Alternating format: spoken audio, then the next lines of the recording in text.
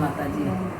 काली निगैया के काली रे बछरुआ, अरे काली रे बछरुआ,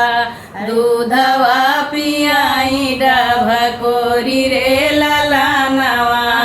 दूधवा पियाई डभकोरी रे ललनवा, दूधवा पियत दुल्हे रोदना पसारै, अरे रोदना पसारै, अब मोरा चहु बिया हरे ललनवा, अब मैया चहु बिया हरे ललनवा, नाही घर बाट बेटा सोनवा से चानिया, सोनवा से चानिया, नाही घर पान पुरान रे ललनवा, नाही घर पान पुरान रे ललनवा,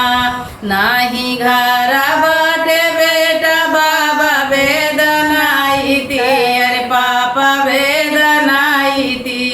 कैसे करा चौतोर बिया हरे ललनवा,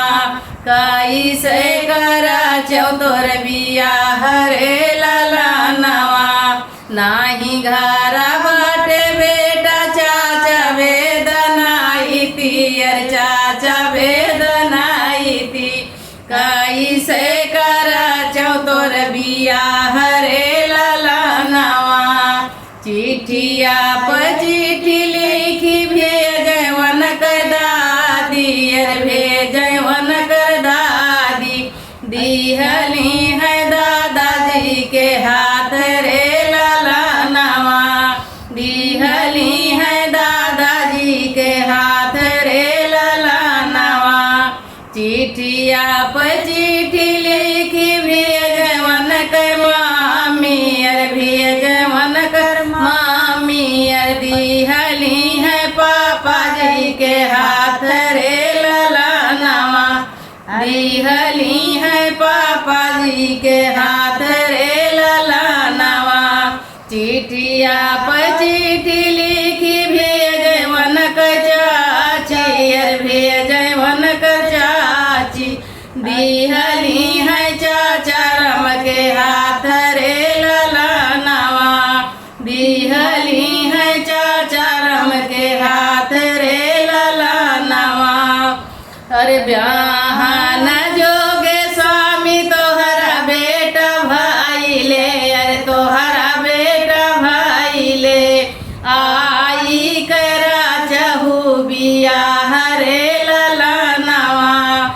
आई करा चहु बिया हरे ललनवा, मोहरा कटाई धान गहना बनाओ, अरे झुमकी बनाओ, कैलियो बेटा कही बिया हरे ललनवा, कैलियो बेटा कही बिया हरे ललनवा, मोहरा कटाई धान गहना गढ़ाओ, अरे हार बनवाओ, कैलियो बेटा कही बिया हरे ललनवा, कैलियो बेटा कही बिया हरे ललनवा, काली निगैया के काली रे बछरुआ, अरे काली रे बछरुआ, दूधवा पियाई डभकोरी रे ललनवा, दूधवा पियाई डभकोरी रे